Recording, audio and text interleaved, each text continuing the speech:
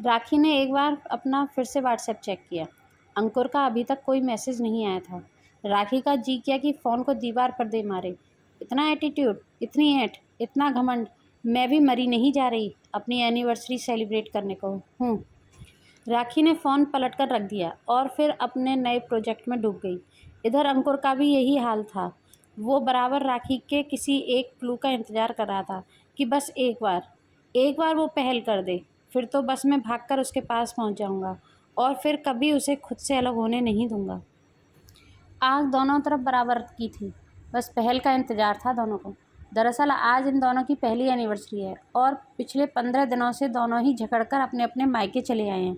हाँ भाई, अब लड़के भी रूठ कर मायके जाने लगे हैं। एक ही शहर में रहने वाले दो परिवार, पर फिर भी बच्चों ने शादी के बाद अपना अलग घरौंदा बनाया, क्योंकि प्राइवेसी चाहिए थी, आज़ादी भी चाहिए थी।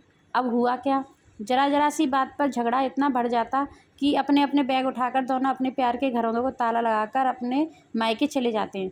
फिर घर वालों की दखलंदाजी और समझाने पर पैचअप होता है और फिर से घरौंदे का ताला खुल जाता है। पर इस बार घर वाले भी चुप्पी लगाए हुए हैं। ना तो राखी की मम्मी ने एक बार भी अंकुर को फ़ोन किया है और ना ही अंकुर की दीदी इस बार राखी को मना रही हैं। अब दोनों क्या करें। हर बार तो 3-4 दिन में ही घर वापसी हो जाती है, पर इस बार 15 दिन हो गए हैं और आज एनिवर्सरी भी है, तो तन्हाई और जुदाई बर्दाश्त के बाहर हो रही है। राखी का फ़ोन बजा तो उसने फ़ौरन अटेंड किया, बिना नंबर देखे। पर डिसअपॉइंटमेंट, अंकुर का फ़ोन नहीं था। हेलो राखी, मैं सामने के फ्लैट वाली शैली माथुर। हाय। ओह, हेलो शैली, कैसी हैं आप? राखी ने औपचारिकता निभाई। मैं बढ़िया। राखी, आप कहीं बाहर गए हो क्या? पिछले काफ़ी दिनों से दिखे नहीं हो। शैली के स्वर में हिचकिचाहट थी। आपसे मतलब? राखी को अपने पर्सनल मैटर में शैली का यूं नाक घुसाना पसंद नहीं आया। Hey, don't take me otherwise. मैंने सिर्फ हितैषी बनकर फ़ोन किया है। There is some girl, I mean कल से यहाँ एक लड़की है तुम्हारे घर में, with your husband. Bye. Shaili phone काट चुकी थी। राखी का शरीर गुस्से से कांप रहा था।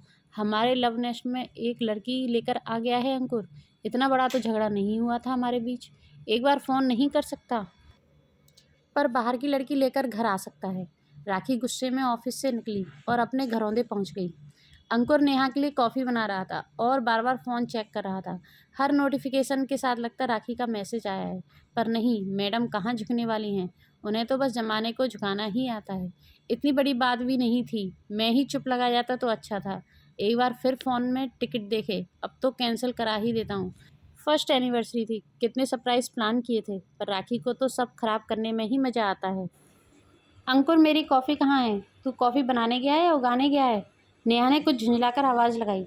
उफ, ये लेडीज़ और इनके मूड स्विंग्स। अंकुर ने गहरी सांस छोड़ी और कॉफ़ी लेकर नेहा की तरफ बढ़ गया। बस अंकुर, अब एक कदम और नहीं, वो हमारा लव मग है। तुम उसमें किसी पराई लड़की को कॉफ़ी कैसे दे सकते हो? अंकुर के हाथ में अपने कॉफ़ी के मग को देखकर राखी भड़क गई। दोनों के पास घर की अपनी अपनी चाबी रहती है। राखी, अंकुर ने कॉफ़ी वहीं टिकाई और भागकर राखी को बाहों में ले लिया। इसी के लिए तरस रहा था वो। राखी की वही भीनी भीनी खुशबू, वही गर्माहट, वही सुकून भरी सांसें जो वो अंकुर के सीने पर सिर रखकर छोड़ती है। कुछ पल के लिए दोनों चुपचाप इस पल को जी रहे थे। राखी भूल गई कि वो आज अंकुर का सिर फोड़ने वाली है और अंकुर भूल गया कि वो 15 दिन से झगड़कर अलग रह रहे हैं। नेहा बाहर आई तो इतना सुंदर दृश्य देखकर कॉफ़ी लेकर वहीं सोफे पर बैठ गई। 2 मिनट तो वो भी मज़े से इस खूबसूरत लम्हे को फ़ोन में शूट करती रही। फिर उसने खांसते हुए दोनों को अपने होने का एहसास करा ही दिया। ओह दीदी, हाय, आप कब आए? राखी ननद नेहा को देखकर सकपका गई थी। मैं कल से। तुम्हें शैली ने बताया नहीं? नेहा शरारत से मुस्कुराई। ओह, तो ये आपका प्लान था, कल जीजू से झगड़ने का नाटक करके मुझे यहाँ बुलाना और फिर पड़ोसन से इतनी गुटरगू करना। अंकुर को अब समझ आ रहा था। देख भाई, जब आग दोनों तरफ बराबर हो तो बीच में पड़ी ईगो की रस्सी को तो जला देने में ही समझदारी है। नेहा किसी लव गुरु की तरह ज्ञान देने लगी। ईगो की रस्सी? राखी और अंकुर दोनों साथ में बोले। यस भाई, ईगो की रस्सी। जब तुमने इतने प्यार से ये लव नेस्ट बनाया है तो इसमें कटीली ईगो की रस्सी बिछाने के बजाय समझदारी की रेशमी चादर बिछाओ।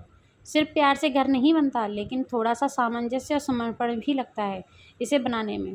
समझे मेरे बुद्धू भाई भाभी? नेहा की बात पर दोनों झेंप गए और एक दूसरे को सॉरी बोलने लगे।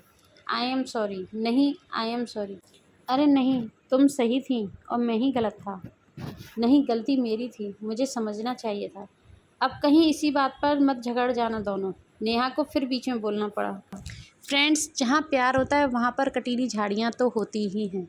हमें उन्हें बहुत ही प्यार और समझदारी के साथ हटा देना चाहिए, नहीं तो वो चुभेंगी ही। आप इस बात से कहाँ तक सहमत हैं, हमें कमेंट बॉक्स में ज़रूर बताइएगा।